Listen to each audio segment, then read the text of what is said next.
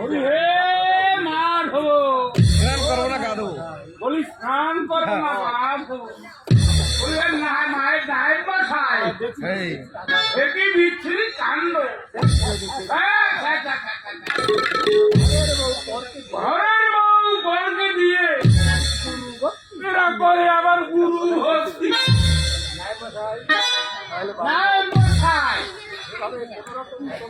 এভাবে কোন রকম চলতে দেওয়া যাবে না।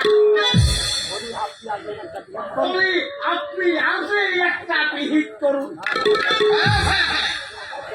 আচ্ছা কপালের বাড়িতে যে ওই সাধুর দল আসছে, আর কারা কারা? আগে বাবু ওই শালার ওই যে ফরিদপুর জেলার ওরাকান্দি গ্রামে কোন শালার ভুই ভোর একটা অবদার জ্বালাইছে। ওই যে কে যেন হরিসান, ওই আর ওই পোলাটা হইছে গুরু সান,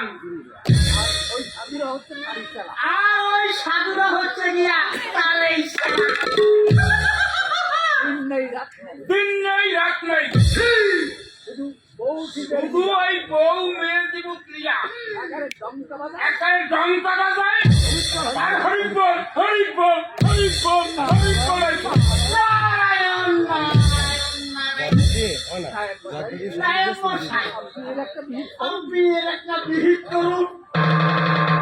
এমনকি ওই মেয়ের ছেলে নিয়েও ওই আমার মাথায় রক্ত দিয়ে যাচ্ছে। তোমাদের কথা শুনে আমার মাথায় একদম কপালের মতো একটা মানুষ কিনা এইসব শুরু করেছে। হে মাধব বাবু, এই ৩-৪ দিন যাবত আমার দিল্লি ওদের হরিবলার জ্বালায় একেবারে অস্থির হয়ে গেছে, ঘুম সব বন্ধ। কয়েকদিন পরে এই ৩-৪ দিনে ওই সারা সাধুরা মন্দিরে তুমি একেবারে কোন গোপালকে পণ্ডিত গিরি শিখাইয়া ফেলেছে। সে নাকি এখন হইতে নিজের সকল পূজা পার্বণ সেরাব্য নিজেই করবে, আমাদের আর দরকার হবে না।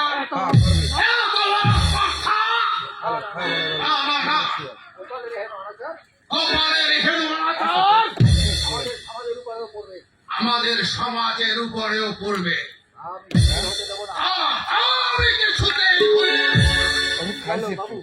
গেল বাবু গেল, একেবারে গ্রাম শুদ্ধ চলে গেল। এমন ভাব করলে আমাদের ওই গ্রাম্যন সমাজে কোন মূল্য থাকবে না বাবু।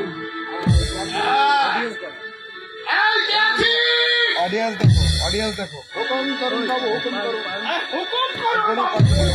এর কয়জন কোনো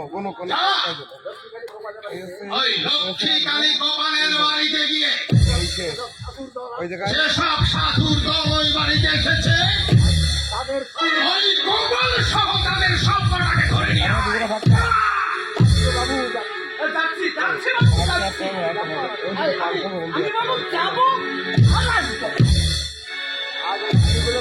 একটা পান খাই না বন্ধু। আজ আমি ওদেরকে এমন শাস্তি দেব সর ভয়ে তোমরা সবাই সহজ ভয় করবে।